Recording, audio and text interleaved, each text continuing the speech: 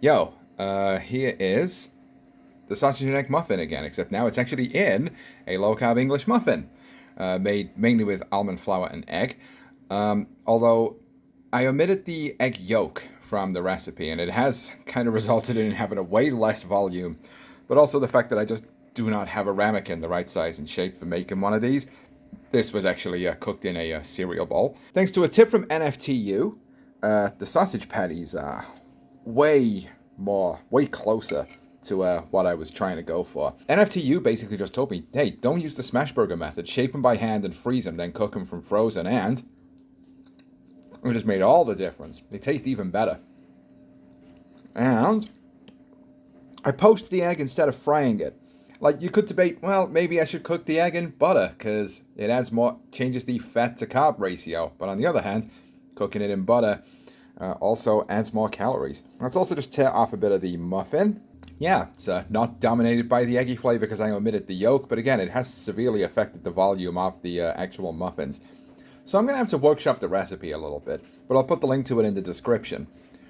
As for what's next, well, let's see what happens at lunchtime, huh? And then I cooked that other cod loin using just protein powder as the coating this time. Well, protein powder with salt and pepper.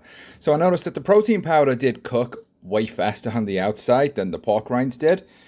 So as much as I did go to the store and try and grab more pork rinds, only to discover actually even in large amounts they're wicked expensive and there's no real benefit to buying them in bulk. I am going to have to sort of see if I can find a way to work that expense in if I want to keep having fish, because while this does look cooked all the way through, the fact that I can leave it in the pan for less time does make it kind of risky if I want to, cook it all the way through and not burn the outside. Nevertheless, that is lunchtime for me. Oh, right, I forgot to discuss whether it was any good. I have to say it was better with pork rinds, so yeah, worthy investment, I guess. And then finally, something I've done is whipped up some heavy cream with some 0-calorie syrup, which therefore means 0 carbs, and strawberry flavoring.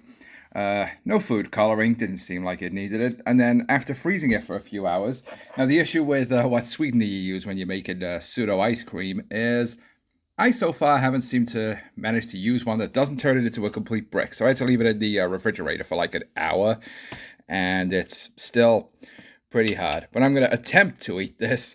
I've already eaten this thing as just pudding a few times now without freezing it, and it tastes fine. So I'm sure in this form as ice cream,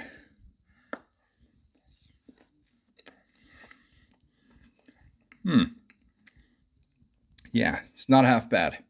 So there we go, more budget keto. Anyway, see you kids tomorrow when I weigh in.